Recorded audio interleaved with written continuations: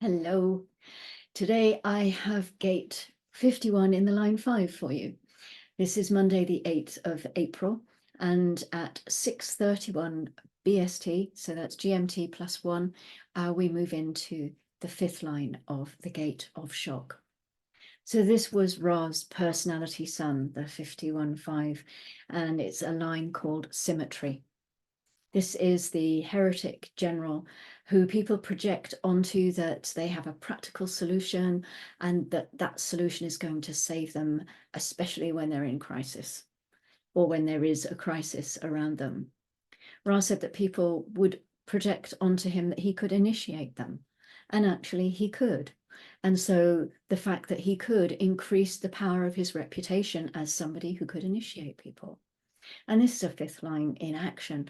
If they have a projection, or if other people had a projection on them that he could initiate them and then he couldn't, or he didn't, then there'd be the stoning. There would be the heretic burned at the stake, because that's the way that it works.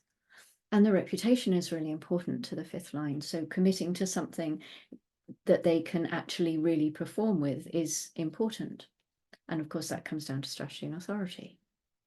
So in the exaltation, we have perfected illumination that in grasping the nature of the shock can transform its normal patterns into a symmetrical adaptation that rides the shock and avoids its devastation. And Ra said this is the only thing that saved him from the voice, or from burning out because of his experience with the voice. He says it was the only thing that kept him alive, that availability to simply be able to adapt to the shock. And, I told you that story yesterday, day before, about the guy who was who'd been institutionalized because he had also had an encounter with the voice, but he hadn't had this makeup to help him to withstand it. He wasn't equipped for it. So there's a warning in the detriment which says not to get too cocky about adapting to the shock and surviving the shock, because the fates laugh when we do that. And it's not necessarily a bad thing to get too cocky. If it's in your design, if that's what you are equipped to do, then you will experience what you're designed to experience. And if you're living correctly, then everything will fall into place. We can be tempted to see that the exaltation is good and the detriment is bad. And actually, that's not the case, because both can be equally difficult to deal with if you're not living out the truth of your own nature, if you're not living according to your design. Because if you are, you'll get the experiences you're designed to have and that you are able to adapt to. And if you're not, you won't. I mean, it's really very simple. This is a 5th line that has the capacity to deal with any kind of shock. Simply to be able to move with it, to find a way to flow with the nature of that shock, as long as they enter into it correctly. I had a bit of fun. I think it was fun. Actually, I'm still riding my wave on whether it was fun or not with this transit report today, because I heard a lot about ChatGPT and I haven't ever really used it. And so I was talking with Bear and we said, well, why not have a look at what it does to the transit? When you put the information in, all the material that I gather together to then create these reports, what if I put all of that in ChatGPT and see what it spits out at me? So I did that with today's transit. And I wanted to read you what it says. Gate 51-5 represents the ability to adapt to shocks and transform patterns into symmetrical adaptations, thereby avoiding devastation. Individuals with this gate possess a perfected illumination that allows them to grasp the nature of shocks and adapt accordingly. However, they may face challenges with egoism and losing vigilance after victory, which can lead to setback. Despite this, their ability to adapt to shock enables them to survive and thrive. Projected as initiators, individuals with gate 51-5 may experience pressure to live up to others' expectations, either benefiting from their projections or facing condemnation if they fail to meet them. And part of me is like, well, that's pretty good. Scary. And part of me is like, and it is really good. It is. It takes all the salient bits out, and but there's no, well, it's not juicy anymore, is it? It's sort of, it's quite like, okay, this is gate 51. 51.5. Here you go. Enjoy. And that for me leaves a bit of that whole, oh, gate 51.5. Here we've got a gate of projection. Here we've got all the juiciness of the practical solution and the vulnerability of the reputation. And so I think I probably will not be using ChatGPT in order to create them.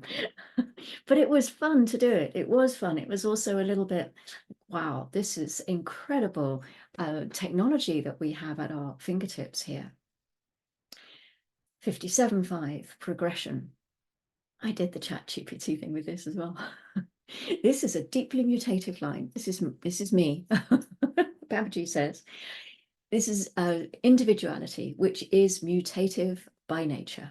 Okay, it just is how it is. All of individuality is, whether it's the genius freak or whether it's the beat or the channel of mutation, all of it mutative. And here we find the natural ability to bring mutation with the power not to get lost in the mutation. Okay, and also to intuitively see where that mutation is leading. This is the possible intuitive gift that comes here, and it comes through evaluation. So it is the evaluation of mutation and of knowing the perfect mutative moment, because this is also really important. The timing is crucial, because once something has been evaluated, if it's not delivered at the right time, it won't hold. This is a big thing that we looked at when I did gate 22, because the mutation that comes through in 2027 is going to land up in 22, and it will be up to 22 to decide on the timing to deliver that into gate 36, which is the collective, which is the experience of the mutation. So timing around mutation is really important. It's not just a thing of like, oh, here's a mutation, catch. It's it's a little bit more nuanced, one could say, than that. But there is that possible intuitive gift for evaluation here. And once a mutation has been evaluated, there's also that intuitive knowing as to whether or not it will have any value to the collective or to the tribe, because this is also part of it. If there's no value to this mutation, why bother? Why put the energy into it? Part of the seduction of the fifth line is in its ability to wait for that moment of crisis to bring its practical solution. Oh, it's waiting to be called for it. It's not wading in and throwing its solutions out before the timing is right. There's also some awareness needed around the mutation as a process, because there's constant mutation in our life. Mutation is just change, it's transformation. It happens every day from the minute we wake up to the minute we go back to sleep again. And yet, if we are evaluating every moment of change in our day, that's going to overwhelm our intuitive capacity or capability. And so it's also that awareness of what is the correct mutation to focus on. Because if you start evaluating every one, then the one that actually does have value will get lost in the crowd. The moon, I was going to read you the ChatGPT thing, but it's quite similar to the 51 in that it's quite factual, it's quite real, which I'm sure some people would resonate to. And as long as the information it's taking and making its little synopsis from is sound, then I mean, there's no problem with it. I just don't have that delivery. So the moon. Moon is in gate 21. We looked at that yesterday, exploring the themes of control. It's in that at the moment, there at the moment. And it takes us into gate 51, which we're knowing really well, at 12:30. That's our sun gate, of course, and we have the themes of shock and initiation and jumping into the void.